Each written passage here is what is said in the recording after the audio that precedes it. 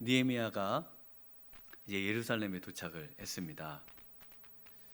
그 전까지는 이제 하나님 앞에 한 120일 동안 기도하면서 우리 하나님께서 예루살렘에 보내주시기를 위해 기도했어요. 그래서 그 예루살렘에 보내주시는 그게 너무 어려운 일인데 우리 하나님께서 술 맡은 관원이 되게 하시고 또 그 왕의 아닥사스다 왕에게 은혜를 입게 하시고, 그리고 은혜를 입으면은 어떤 말을 할지, 어떻게 예루살렘까지 갈지, 그리고 그곳에 필요한 것들은 어떻게 조달할지, 이런 것들을 기도하면서 다 정할 수가 있었습니다. 그런데 예루살렘에 도착하고 나서부터는 깜깜하죠. 여러분 이런 경험 없으신가요? 뭔가 이제 새로운 직장을 달라고 새로운 또 사업장을 이제 시작하거나 할 때 그걸 위해 열심히 기도했는데 기도를 들어주셨어요. 그래서 막상 딱 시작을 했는데 눈앞이 깜깜하죠. 이걸 어디서부터 어떻게 시작해야 될지, 무엇부터 손을 대야 할지, 누구를 만나야 할지 눈앞이 깜깜할 때가 많습니다. 이것은 우리 믿음의 사람들에게 종종 있는 일입니다. 우리가 믿음의 조상 아브라함을 떠올려 보시면 아브라함이 우리 하나님께서 내가 내게 지시할 땅으로 가라. 근데 거기에 첫 마디가 뭐냐면 우리 하나님께서 뭐라고 하시냐면 가라고 하시거든요. 그러면 어디로 갑니까? 어디로 가야 되나요? 근데 하나님은 그냥 가라고 하시는 거예요. 그러면서 내가 내게 지시할, 그래서 지금 지시한 땅이 아니고 지시할 땅으로 가라는 겁니다. 그러니까 너무 막연해요. 우리 하나님의 말씀을 따른다고 하는 것, 우리 하나님께서 마스터 플랜을 딱 지도를 보여주셔서 지금은 여기서 이렇게 가고 그 다음은 이렇게 가고 그 다음에 여기서는 뒤로 돌아가고 이렇게 해서 결정적으로 여기까지 가는 게 내가 막 가라고 하는 거다 라고 이렇게 딱 알려주시면 좋잖아요. 근데 그렇게 안 알려주신다는 거예요. 우리의 삶에 우리 하나님 앞에 기도를 해도 우리 하나님께서 그 다음 어떤 단계까지 어렴풋하게 그것을 보여주시고, 그리고 나서 그 다음 그 단계에 가면 또 깜깜합니다. 그 단계에서 또 하나님의 그 음성을 기다려야 되는 그런 상황이죠. 저도 제 그 경험을 비춰보면 뭐 더 많은 경험들이 또 있으시고 더 연륜이 많으시고 하시기 때문에 그러시겠습니다만은, 저도 이제 하나님께서 유학을 보내달라고 기도해서 근데 갔어요. 또 어떻게 가야 될지, 살아야 될지 정말 막막하더라고요. 슈퍼는 어떻게 가며 학교 등록은 어떻게 하고 버스는 어떻게 타는지 아무것도 못하고요. 그래서 정말 누군가의 도움이 없이는 살아갈 수가 없고, 그리고 여기서 과연 얼마나 더 살 수 있을까, 얼마나 더 버틸 수 있을까, 뭐 전쟁도 나 있는 상태죠. 그래서 정말 눈앞이 캄캄하더라고요. 그런데다가 둘째가 또 생겨가지고 병원을 다녀야 되는데 영어는 우리의 마음속 깊은 곳에 있지 이렇게 나오지가 않잖아요. 히브리어는 이제 가서 막 배우는 단계라 이건 뭐 어떻게 해볼 수도 없고, 그래서 한 번은 병원을 찾다가 병원 주위만 한두 시간 다니다가 결국 병원도 못 찾아가지고 집에 오기도 하고 정말 막막하고요. 살아간다는 게 이렇게 어렵구나 이런 걸 생각했습니다. 해금강에 갈 때도 해금강에 밥통 들고 이제 가서 거기서 이제 어떻게 살아야 되나 좀 막막하더라고요. 눈앞이 캄캄한데 그런데 가라 하시니까 일단 가는 겁니다. 가고 이제 그 다음은 그 다음에 그 인도를 또 받는 거죠. 지금 이 느헤미야가 그렇습니다. 우리는 하나님께서 정확하게 그냥 아주 환하게 쫙 보여주시면 좋겠다고 생각하시는데 쫙 보여지면은 어떻게 될까요?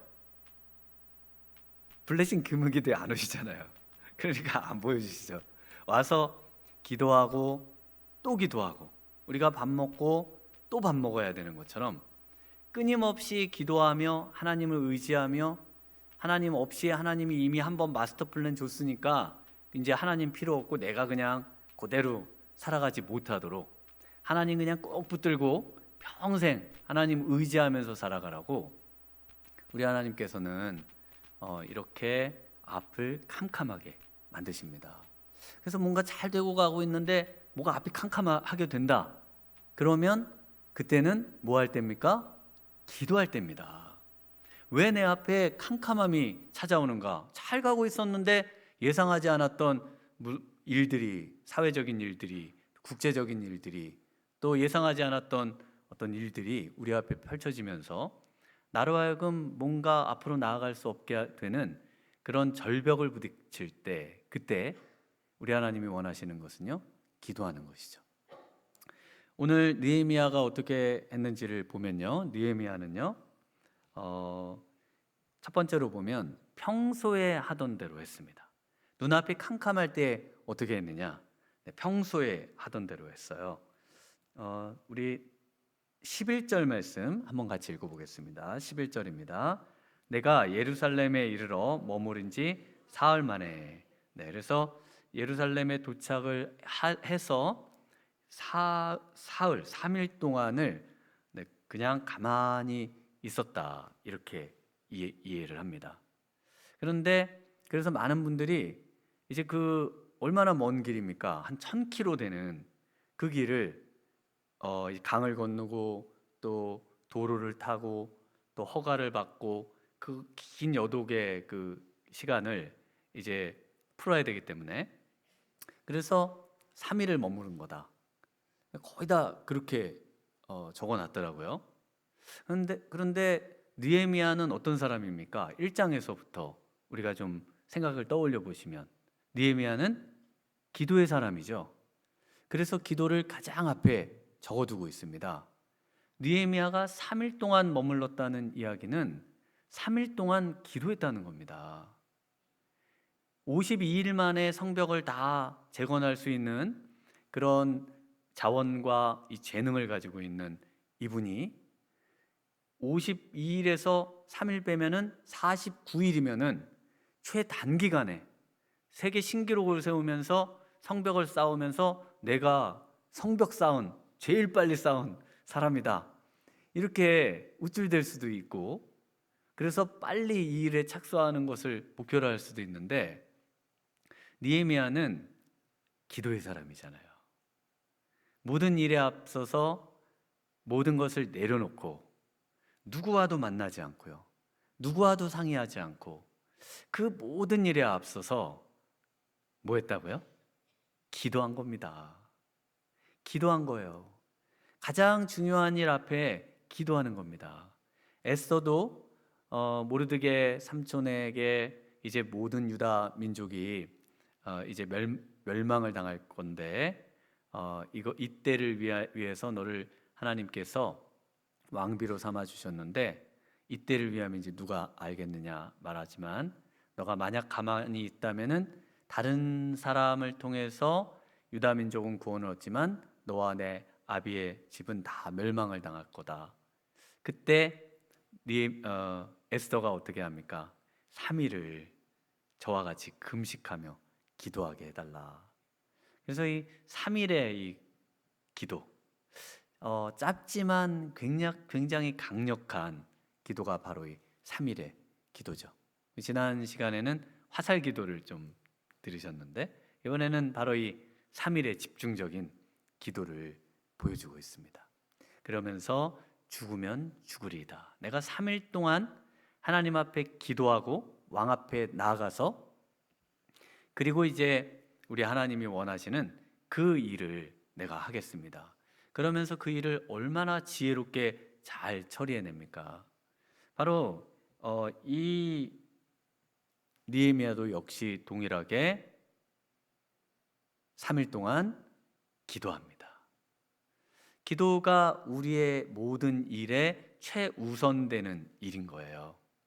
그래서 이 기도가 최우선되는 일이 되려면 평소에 기도하는 습관이 있어야 되는 겁니다. 기도가 우리에게 습관이 되어질 때, 자, 이제부터 뭐부터 할까 생각하면 기도부터 하는 거죠.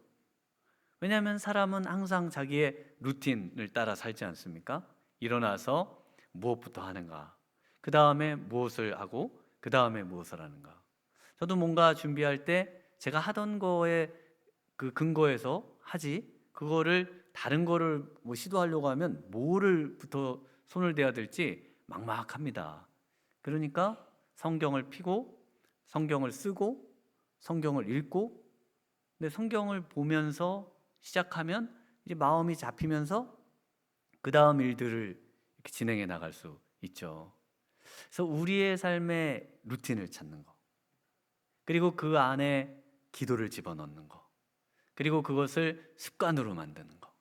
그래서 그 일 앞에 내가 기도하고 있는 거예요. 왜냐하면 이건 너무나 나한테 자연스러운 일이고 뭐 그렇게 어려운 일이 아닌 거예요.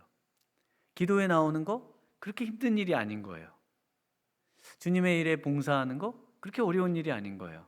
왜냐하면 그게 내 몸에 배어 있거든요. 배어 있기 때문에 오른손이 하는 것을 왼손이 모르게 할 수 있는 겁니다. 왜냐하면 오른손이 그 일을 하고 있는 거예요. 나도 모르는 사이에. 그러니까 왼손이 모르게 기도를 하고 있는 거죠. 그 유명한 야구 선수 중에 이치로라는 선수 있지 않습니까? 올해 1월에 이제 그 메이저리그 명예의 전당에 들어간 그 최고 안타를 많이 친 바로 그 선수가 이치로 선수인데, 그래서 10년 연속 200개 이상의 안타를 쳐내고 대단한 선수 아닙니까? 그래서 그 스윙법이나 이런 게 한동안 또 소개되고 했었는데, 어떻게 다 갖다 맞춰서 안타를 만드는가? 이게 너무 신기해서 저도 막 보곤 했는데요. 이분에 대한 글이 있습니다. 그 글에 보면은 2500일 밀착 2500일 7년간의 이치로이라는 그 글에 보면은 이분이 어떻게 뭔가 특이한 게 있나 이제 밀착해 가지고 이렇게 취재를 하는 거거든요. 그런데 이분이 어디로 원정을 가든 어디로 그 야구 시합을 하러 가면은 꼭 가지고 다니는 거, 자기의 베개를 가져가고요. 잠을 잘 자야 돼 가지고 자기가 늘 베는 그 베개를 가져가고, 그 다음에 항상 집에서 쓰는 발 마사지기를 가져가고, 두 개를 꼭 가져가고요. 그다음 음악은 딱 한 곡만 듣는데 평생 그 한 곡만 듣는답니다. 그래서 그 음악을 이제 기자가 물어봤대요. 그 한 곡만 들으면 지겹지 않냐고. 근데 자기는 할 수만 있다면 이 곡만 더 듣고 싶다고. 왜냐하면 그 곡만 들으면 항상 듣던 곡이기 때문에 마음에 이 쿵쾅쿵쾅 뛰는 것도 없어지고 마음의 평안을 찾고, 그리고 항상 일상 연습하는 것처럼 시합에 임할 수 있다는 거예요. 식당도 가는 식당만 갑니다. 식당도 가는 식당만 간대요.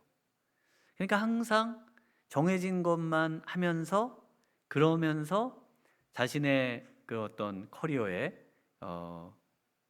과도하게 하거나 흥분하지 않고 그 경기에 임하고 그런 삶을 살았다는 것이죠. 오늘 바로 이 느헤미야가 동일한 그런 모습을 보여주고 있습니다. 이 느헤미야가 그 다음에 하는 일이 뭐냐면은 두 번째로 보면 이 비밀 조사를 하고 있습니다. 그래서 12절부터 이제 쭉 15절까지 보면은 그 내용들이 나와요. 그래서 이 내용은 그 뭐 성경 지리에 대한 내용인데요. 예전에 제가 한번 그 지리를 이렇게 좀 설명을 했더니 굉장히 다들 재미없어 하시더라고요. 그래서 이제 다음에 혹시 또 이런 기회가 되면은 예루살렘 성과 그 지역들, 또 느헤미야 성벽이 또 일부 남아 있습니다. 그런 것도 되게 굉장히 중요한 자료죠. 느헤미야 성벽이 있다는 것 자체만으로도. 그래서 고고학적으로도 이게 참 남아 있는데 어쨌든 중요한 거는 그 예루살렘 성벽을 쌓아 있던, 그러나 회파된 그곳을 전부 직접 발로 다닌 겁니다. 네, 그 중에 우리가 12절 말씀 우리 한번 같이 읽어보겠습니다. 12절입니다. 하나님께 예루살렘을 위해 무엇을 할 것인지 내 마음에 주신 것을 내가 아무에게도 말하지 아니하고 밤에 일어나 몇몇 사람과 함께 나갈새 내가 탄 짐승 외에는 다른 짐승이 없더라. 네, 여기서 이제 사흘 동안 기도를 열심히 하고요. 그리고 응답을 받습니다. 그 응답이 뭐냐면 12절 맨 앞에 보면 내 하나님께서 예루살렘을 위해 무엇을 할 것인지 내 마음에 주신 것, 이것이 이제 기도 응답이에요. 이거를 저 1장의 기도 응답으로 갖고 오시는 분들도 있는데, 이거는 지금 이제 여기서부터 예루살렘에서부터 하나님이 또 무언가를 하기 원하시는지를 듣고, 그리고 그것을 이제 실행에 옮기려고 하는 그 모습을 보여주고 있습니다. 그래서 그 마음에 주신 것을 아무에게도 말하지 않고 밤에 일어나서 몇몇 사람 하고 나가는데, 이제 가장 측근이죠. 그래서 이제 혼자만 그 모든 것을 계획하고 알고 그것을 이제 실행에 옮기려고 하고 있습니다. 그때 이제 내가 탄 짐승 외에 다른 짐승이 없더라. 이 무슨 짐승을 타고 갔을까요? 네. 이때 보통 이제 말을 타고 갔다고 또 많이 적혀 있더라고요. 근데 말은 소리가 커가지고 안 되고, 이 키가 작고 힘 좋은 나귀를 타고 가는 겁니다. 나귀. 우리 예수님이 나귀 타고, 이 나귀는 힘이 좋아가지고, 그리고 그 나귀 혹시 뭐 타보신 분 계실까요? 나귀. 우리 예수님은 어린 나귀를 타셨는데, 나귀는 이렇게 애가 좀 멍청하잖아요. 그래서 뭐 잘 놀래지도 않고 그냥 가라 그러면 그냥 이렇게 막 가는 그 좀 멍청한 애 있어요. 그래서 멍청한 사람이나 막 이런 사람을 나귀라고 부르잖아요. 영어로 막 나귀라고 부르고 그러잖아요. 왜냐면은 말도 없고 그냥 가라 그러면 가고, 뭐가 막 위험하다 그러면 그래도 가고 막 이러는 아주 조용한 동물입니다. 그래서 제 생각에는 이 나귀를 타고 간 것 같아요. 조용한 거를 타고 지금 이제 가는데요. 이 비밀 조사를 하던 것도, 이것도 느헤미야가 원래 하던 일입니다. 느헤미야의 직업이 뭐였어요? 술 맡은 관원이었지 않습니까? 술 맡은 관원의 어떤 직책을 여러분이 떠올려 보시면, 어떤 그 뭐 영화나 또는 그 뭐 사극이나 옛날 드라마 같은 경우에 어떤 것이 떠오를지 모르겠습니다. 제가 지금 기억나는 거는 그 왕자의 게임에 보면은 그 로버트 왕이 있잖아요. 그 철 왕자에 앉는 그 7왕국을 지배하는 그 왕이 있어요. 그 왕이 그 사냥 나갔다가 떨어져 가지고 이제 나중에 죽게 되거든요. 그런데 그때 이제 책사들이 왕이 왜 죽었느냐 했을 때 그 옆에 술 맡은 관원이 계속 왕한테 포도주를 먹였다는 거예요. 그래서 술 취해 가지고, 원래 술을 좋아하기도 하지만 그걸 이제 사냥하면은 위험하니까 술을 절제하게 하고 못 마시게 하고 막 해야 되는데, 그 술을 마시게 했다는 거고, 그 술을 누가 마시게 했냐는 겁니다. 그러니까 누군가 또 이 술 맡은 관원을 이제 포섭해 가지고 왕한테 술을 진탕 먹여 가지고 결국 죽음에 이르도록 만들었다는 겁니다. 그 다음 왕이 이제 제풀이라고 그 아들로 나오는, 뭐 실제 아들은 아니지만 어쨌든 그 왕이, 그 왕도 어떻게 죽냐면 그 포도주에 독약을 타서 죽이거든요. 그래서 왕들이 독약으로 죽는 경우가 훨씬 많습니다. 음식에다 독약을 타고 서서히 죽게 하거나 갑자기 죽게 하거나 다양한 약을 거기다 타가지고, 아니면 술을 그냥 진탕 먹여서 죽이거나, 하여간 여러 가지 방식으로 죽이는데, 그러니까 이 술 맡은 관원은 왕이 정말 총애하고 또 머리가 비상하고 그리고 조심성이 많고 그리고 모든 것을 면밀히 따져보는 그런 사람이어야 되겠죠. 그래서 이 느헤미야는 그런 사람입니다. 느헤미야가 바로 그 이렇게 원래 모든 것을 하나하나 손수 다 살피고 그 술에 독약이 들어가는지 그 옆에 어디 하나 빈틈없는 그 모든 철두철미한 그 성격과 그 직업상의 그 모든 것을 지금 이 예루살렘을 재건하는 하나님께서 하시라고 마음에 주신 일을 하는 일에 쏟고 있는 겁니다. 그래서 이 예루살렘의 그 골짜기, 타이로 포이온 골짜기라고 가운데 있는 골짜기가 있어요. 그 골짜기로부터 해서 쭉 그 기드론 골짜기 그쪽으로 해서 이제 다시 그 한 바퀴를 뺑 도는 그 길을 지금 가고 있습니다. 그런데 보니까 13절에 한번 같이 읽어보겠습니다. 13절입니다. 그 밤에 골짜기 문으로 나가서 용정으로 분문에 이르는 동안에 보니 예루살렘 성벽이 다 무너졌고 성문은 불탔더라. 네, 이 예루살렘 성벽이 다 무너졌고 성문이 불탔다는 것을 알고 있습니까? 모릅니까? 알고 있죠. 1장에 우리 보시면 1장의 2절, 3절에 보시면은 그 이야기가 나옵니다. 이 형제 중에 하나인 하나니가 유다에서 이제 돌아와서 그 예루살렘 형편을 묻죠. 그때 3절에 이렇게 말합니다. 그들이 내게 이르되 사로잡힘을 면하고 남아있는 자들이 그 지방 거기에서 큰 환난을 당하고 능욕을 받으며 예루살렘 성은 허물어지고 성문들은 불탔다 하는지라. 예루살렘을 한 번도 가본 적이 없어요. 그리고 예루살렘에 지금 이렇게 된 거는 소식으로만 듣습니다. 그래서 소식으로만 듣고 그 소식으로 들은 것을 가지고 계획을 짜지 않아요. 직접 눈으로 보고 그 상황에 적합한 것이 무엇인지를 구상하려면 먼저 그곳에 직접 가서 그 상황을 들은 것과 맞는지 상상하는 것과 맞는지 따져보고 확인하는 겁니다. 이것이 너무 중요한 거예요. 제가 이스라엘에 왜 유학을 갔냐면 그것 때문에 갔어요. 성경을 읽는데 상상 속에서 읽으니까 실제하고 이게 맞는 건지 알 길이 없는 거예요. 그러다가 아세연합신학교에서 이제 그 대학원을 다닐 때 거기서 성지답사를 갔는데 성경이 정말 땅으로 내려오면서 이 장면들이 이렇게 일치를 시켜갈 수가 있더라고요. 그러면서 이게 보다 더 구체적이 되는 겁니다. 우리가 성경을 읽을 때 상상으로 읽으시면 안 되는 겁니다. 그래서 말씀을 들을 때도 내가 생각하던 거하고 다르다고 그걸 거부하시면 안 되는 거예요. 말씀이 그러한가 하여 그걸 면밀히 살펴보고 그래서 그 말씀이 정말 그 말씀으로 하나님이 나에게 말씀하시려고 하는 것들을 드러내야 되는 거거든요. 그래서 지금 이 느헤미야가 하고 있는 일이 그겁니다. 우리 미랄교회가 여기 이렇게 세워졌는데요. 우리 정중남 목사님께서 이제 여기에 땅을 얻으시고 그리고 우리 권사님들하고 다 막 교육자들 와가지고 땅 밟기를 했죠. 막 땅 밟기를. 그러다가 제가 또 유학을 가고 이렇게 했는데요.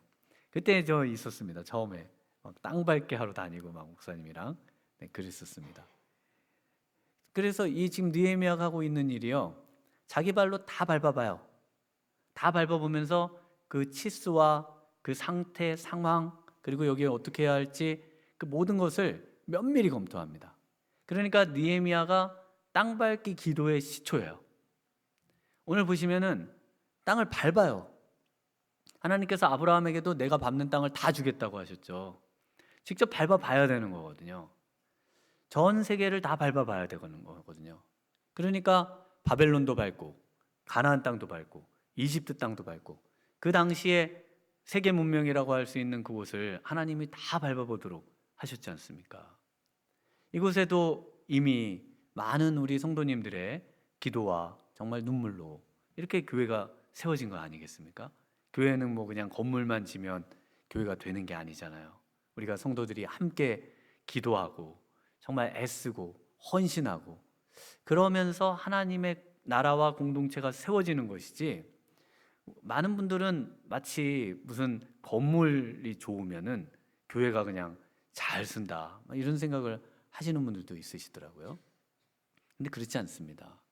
교회와 하나님의 나라는 직접 밟고 정말 눈물을 흘리고 그 아픔을 체험하고 경험하고 하는 겁니다. 그래서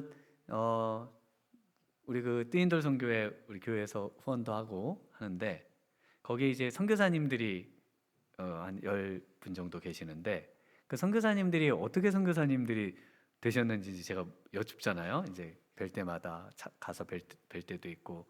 그러면 다 언제 선교사로 헌신을 하셨냐면은 그 청년 때나 대학 때 이럴 때 선교 여행을 간 거예요. 선교 여행. 여행은 이제 놀러 가는 게 아니고 바로 이 땅밟기를 하러 가는 거죠. 물론 선교 여행을 가가지고 막 큰 도움이 되지는 않습니다. 뭐 엄청난 도움이 되는 건 아니에요. 현지 언어도 못하지.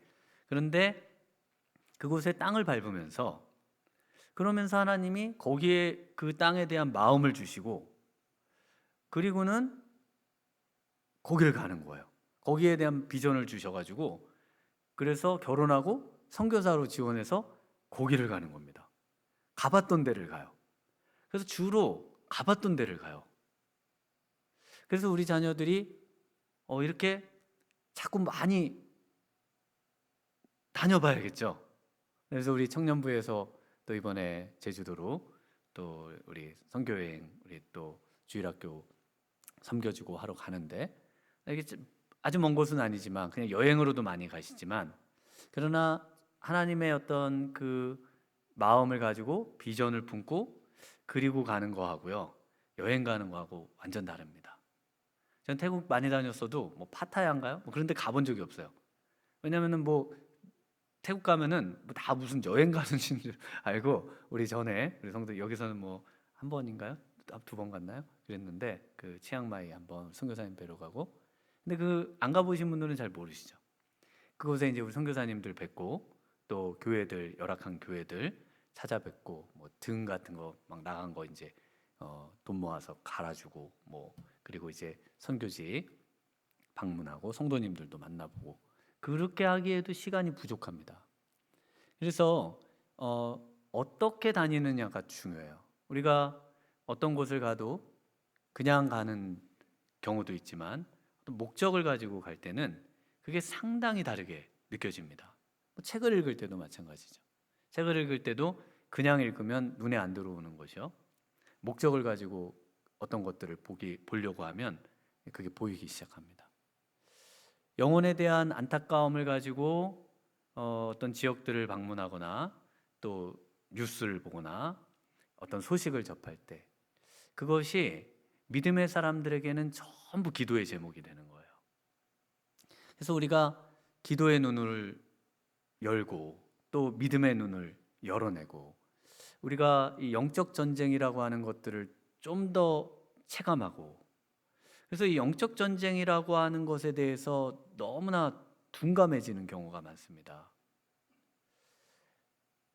정말 사단이 있어요. 그래서 우리를 계속 괴롭히고 성도들 간에 불화를 만들고 가정을 무너뜨리려고 하고 교회를 할 수만 있으면 어지럽히려고 하고, 그래서 어떻게 하든지 기도하면서 그걸 물리쳐내야 되는 겁니다. 오늘 느헤미야가 지금 그 일을 하고 있습니다. 그 일을 하고 있으면서 이제 두 번째를 보셨고요. 세 번째는 함께할 동역자를 이제 선택을 합니다. 그래서 함께할 동역자와 함께하지 않을 사람들을 구별해내요. 그러면서 이제 유다 사람들에게 17절부터 이제 이야기를 하고요. 그리고 19절, 20절에는 함께하지 않을 사람들을 이제 몰아냅니다. 그 함께하는 기준 두 가지가 나오는데요. 첫 번째는 선과 악을 이제 그 기준으로 삼습니다. 그래서 무엇이 선이고 무엇이 악일까? 우리 선악과 하실 때 뭐가 선이고 뭐가 악인 과실일까요? 그 과실은 뭐가 선이고 뭐가 악일까요?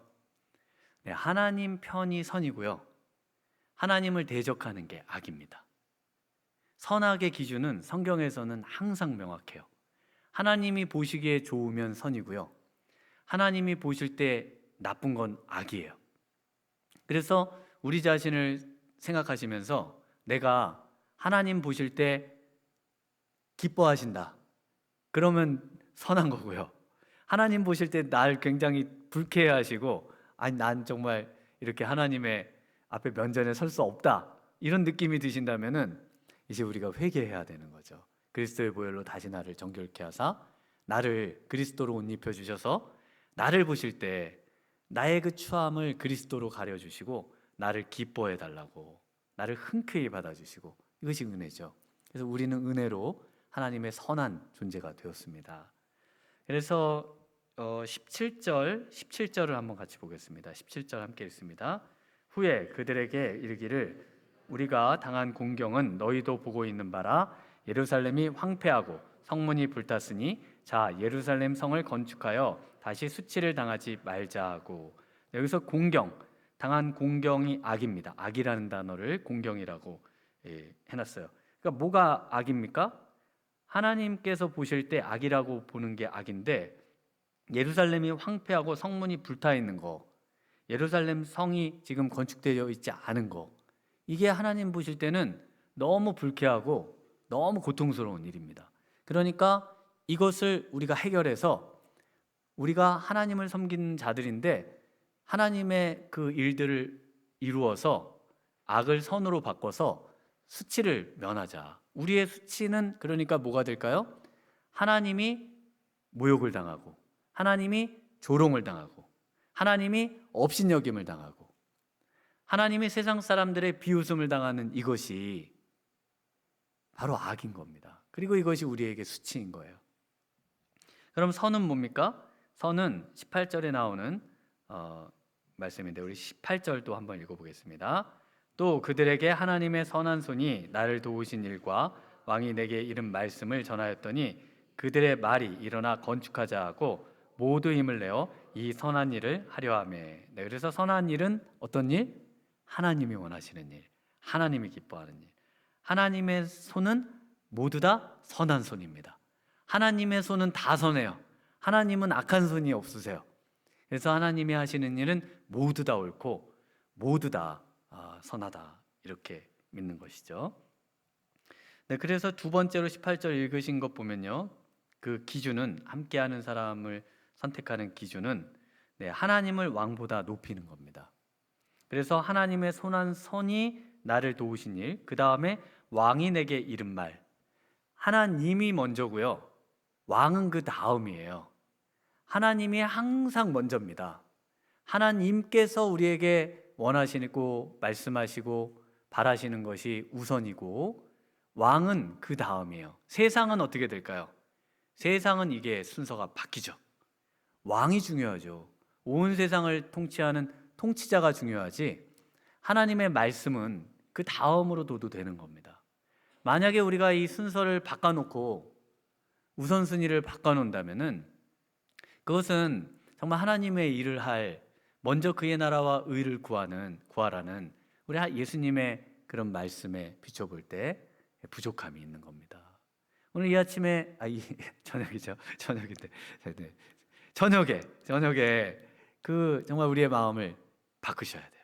우리의 마음을 하나님으로 중심 삼고 하나님으로 가장 높은 곳 삼고 그래서 하나님이 정말 모든 것을 주관하고 계시고 하나님이 원하시는 일을 하려고 하는 분들, 이런 분들이 함께 우리가 신앙생활을 하고 또 하나님의 일들을 이루어가고 하나님이 마지막 또 우리 미랄교회의 과업으로 주신 그 일들을 위해 함께 기도하고 그 일들을 이루어가는 것, 이것이 우리에게 주시는 비전이 아닌가 싶습니다. 네, 그러면서 그 19절과 20절에는 호론 사람 산발랏, 종이었던 암몬 사람 도비아, 아라비아 사람 게셈, 이런 사람들을 다 이제 쳐냅니다. 그 이유가 뭡니까? 업신여기고 비웃죠. 하나님의 일들을 비웃고 그리고 왕을 높입니다. 그래서 뭐라고 해요? 19절에 너희가 하는 일이 무엇이냐? 너희가 왕을 배반하고자 하느냐? 만약에 하나님을 믿는 사람이라면 뭐라고 할까요?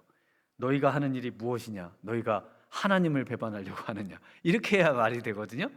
그런데 왕이 중요하지 뭐 하나님이 뭘 중요해요? 왕이 중요하다는 겁니다. 그런데 느헤미야의 대답은 뭡니까?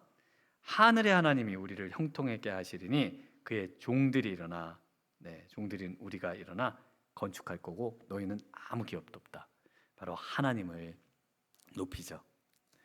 어떻게 이런 이제 깜깜한 곳에 와서 이 모든 것을 이겨내고 그리고 하나님을 일을 감당할 수 있을까? 그 엄청난 압력을 어떻게 이겨내는 걸까요? 그 안에 뭘 채워야 되나요? 기도로 성령을 채우는 겁니다. 제가 그 영상에 참 신기하게 보는 재밌어하는 영상이 하나 있습니다. 그게 뭐냐면은 8,000m 수심에 사는 물고기. 저는 그 물고기를 이렇게 보면은 너무 신기한 거예요. 망둥어 같이 생겨가지고 이렇게 그 깊은 곳에 사는 거잖아요. 그러니까 8,000m면은 800기압이거든요. 그러면 1기압이 10톤입니다. 10톤. 그러니까 우리가 지금 1기압에 살고 있는데 그 10톤에 물론 이게 면적 대비 뭐 하니까 그걸 그대로 받는 건 아니지만 어쨌든 그만한 무게를 저희가 지금 견디면서 살고 있는 거거든요. 그래서 물속에 10m를 들어가면은 또 10톤을 더 거기다 얹어가지고 그 무게를 당하고 그래서 올라올 때 그 깊은 데 들어갔다가 빨리 나오면 안 되잖아요. 굉장히 위험하잖아요. 그런데 8,000m 8,000톤 어떻게 사나? 근데 그래서 보면요, 부력을 이렇게 물에 뜨고 이렇게 하는 부력을 하는 부레가 없습니다. 부레가 없고 완전히 그 몸이 단단하게 응집돼서 그 기름 낭이 있어요. 그래서 어떤 압력에도 쪼그라들지 않는 걸로 그 안에 채워져 있습니다. 우리가 세상의 그 어떤 압력에도 이겨낼 수 있는 우리 안에 채워야 될 게 뭘까요? 바로 성령의 기름을 부음받고 성령으로 우리 안을 채워야 되는 겁니다. 우리의 심령을, 우리 안을 다른 어떤 세상의 그 공기, 이물질 이런 것이 들어가면은 세상의 압력이 점점 세지거나 우리가 견딜 수 없을 것 같은 압력으로 우리에게 다가오는 어려운 문제, 깜깜한 문제가 있으면 우리가 쉽게 정말 살아갈 수 없는, 신앙으로는 살아갈 수 없는 지경에 이르게 됩니다. 우리 안에 성령을 채우셔야 돼요. 우리 안에 정말 하나님의 능력을 채우시고 우리 안에 그 빈틈없이 정말 우리 안에 조금이라도 세상의 것이 들어오지 못하도록 성령으로 우리 안에 우리의 생각과 우리의 마음과 우리의 세포와 우리의 모든 곳을 성령으로 가득 채울 때, 그때 정말 우리가 이 모든 것들을 이겨내고 정말 하나님의 사람으로 하나님께서 원하시는 일들을 감당하면서 우리의 삶을 승리할 줄 믿습니다. 오늘 이 저녁에 정말 성령을 우리 안에 채워주시고 하나님께서 큰 은혜로 이 모든 것들을 이겨나갈 수 있는 느헤미야의 이런 지도력과 이 영성을 우리에게 주시도록 우리 기도하는 귀한 저녁 되시길 주님의 이름으로 축원합니다. 이 시간 우리 함께 찬양하면서 또 기도로 나아가겠습니다. 우리 주가 일하시네. 날이 저물어 갈 때, 빈들에서 걸을 때, 그때가 하나님의 때.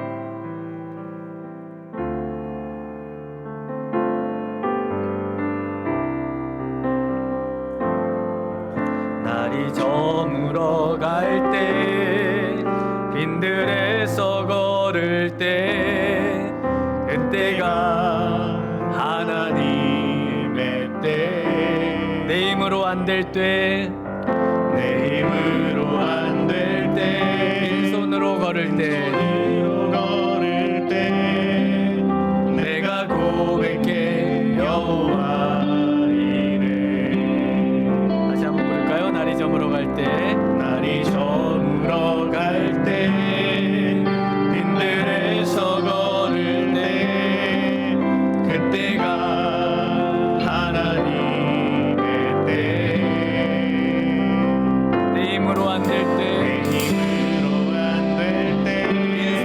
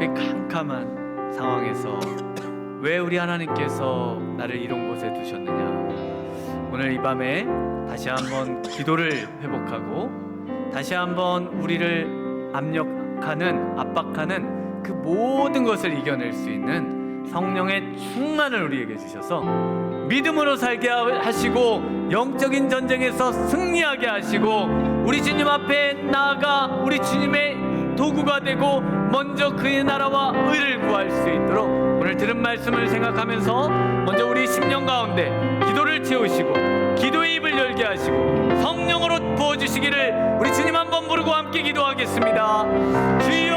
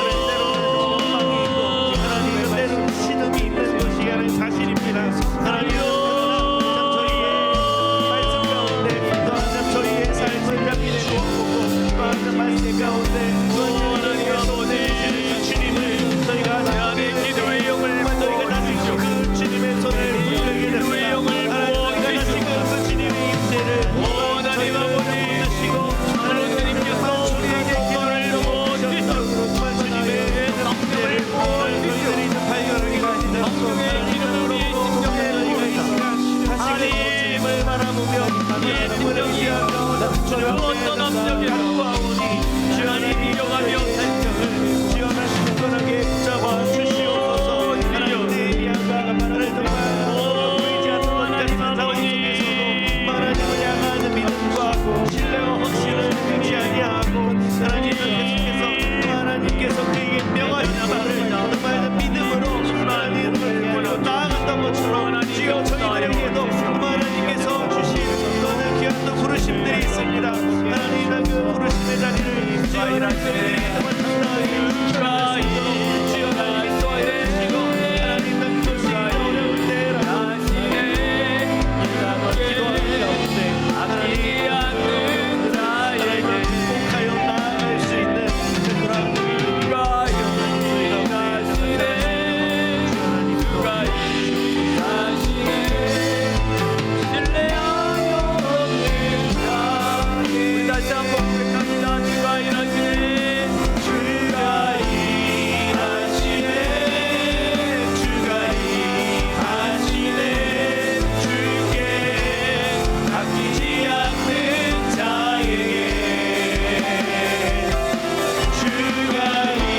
일하시네 주가 일하시네 신뢰하며 낸 자에게 주가 일하시네 주가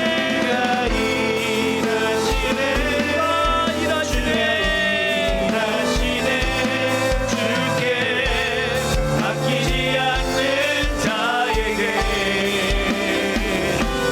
주가 일하시네 주가 일하시네 신뢰하며 걷는 자에게. 시간에 우리 가정을 위해서 한번 기도하겠습니다. 정말 우리의 사업 가운데 정말 어렵고 힘든 이 시기에 우리 아빠들이 정말 눈앞이 캄캄할 때 답답하고 힘들어하고 그 상황에서 정말 기도의 자리로 나올 수 있도록 정말 우리 하나님께서 은혜 주시고 기도로 이 모든 어려움들을 돌파하여 정말 간증의 주인공들이 되는 우리 아빠들이 다 될 수 있도록 정말 우리 가정을 위해서 기도해야겠습니다. 우리 가정마다 또 당면한 여러 어려움 가운데 있는 문제들도 이 시간 기도하고 특별히 우리 자녀들 또 이제 수험생 자녀들 우리 하나님께서 지혜 주시고 또 비전 주시고 우리 하나님께서 정말 성적으로 답답해하고 깜깜해하고 또 그래서 의기소침하는 것이 아니라 그 모든 것에 상관없이 우리 하나님을 바라보며 우리 하나님 안에서 승리하는 우리 귀한 자녀들 될 수 있도록, 우리 자녀들을 이 땅에 선물로 주셨고 우리 자녀들을 통해 일하실 하나님, 반드시 일하시고 우리 자녀들을 통해서 영광 받으실 하나님을 소망하면서 우리 자녀들, 또 우리 군대에 있는 자녀들, 또 이제 취업을 준비하는 자녀들, 또 유학과 기타 여러 과정을 준비하는 자녀들, 또 이제 결혼을 기대하는 자녀들, 또 결혼 후에 또 우리 자녀들을 기대하는 자녀들, 우리 이 시간에 우리 자녀들과 또 우리 부모님들 정말 연로하시지만 끝까지 믿음 잃지 않고 신앙으로 승리하며 우리 하나님의 사람들로 살아 우리 하나님의 품에 안기는 그때까지 기도하는 일을 멈추지 않는 우리 부모님들, 우리 어머니들, 기도하는 어머니들 될 수 있도록 우리 오늘 들은 말씀을 생각하면서 우리 주님 한번 부르고 우리 가정을 위해 기도합니다.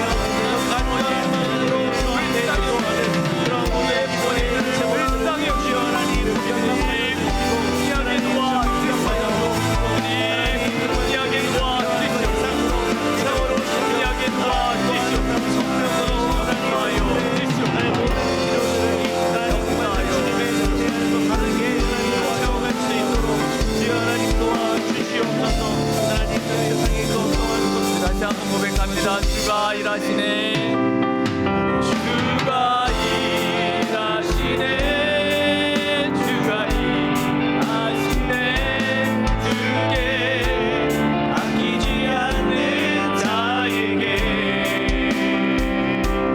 주가 일하시네, 주가 일하시네.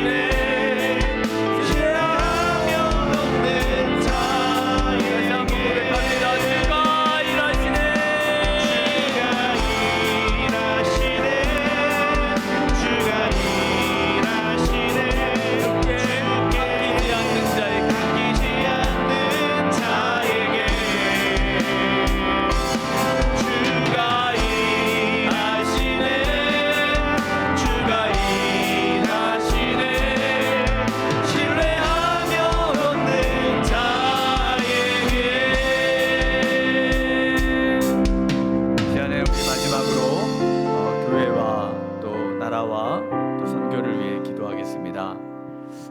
정말 우리 하나님께서 이 모든 느헤미야를 통해서 하나님의 모든 선한 손이 또 예루살렘 성을 건축하게 하셨던 것처럼 회파되고 또 황폐되고 또 불탄 우리 정말 하나님의 영역들이 무엇인지 우리 주위를 보면서 안타까움을 가지고 우리 교회를 위해서 기도했으면 합니다.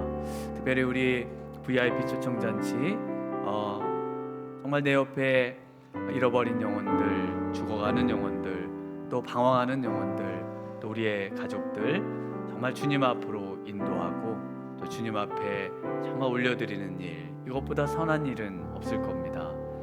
또 우리 구역과 또 우리 각 예배와 또 우리 주일 예배와 또 우리 구역 식구들, 또 우리 어와나와 또 우리 연약한 우리 성도님들, 우리 하나님께서 힘 주시고 능력 주시도록, 또 이제 6월 3일의 대선과 우리나라가 속히 정치적으로 안정되고 또 마지막 세기에 우리 주님께 쓰임 받는 그런 나라가 되도록 속히 평화 통일을 이루고 정말 복음의 실크로드를 놓을 수 있도록 주님께서 은혜 주시도록, 또 우리 선교사님들 정말 이제 어렵고 힘든 타지에서 애쓰신 우리 모든 선교사님들, 우리가 직접 가본 적은 없지만 그러나 그 선교사님들을 통해서 우리 하나님은 일하시고 계신데 우리가 함께 기도로 동역하기를 원합니다. 이 시간 우리 함께 주님 한번 부르고 우리 자유롭게 기도하시다가 들어가도록 하겠습니다. 주여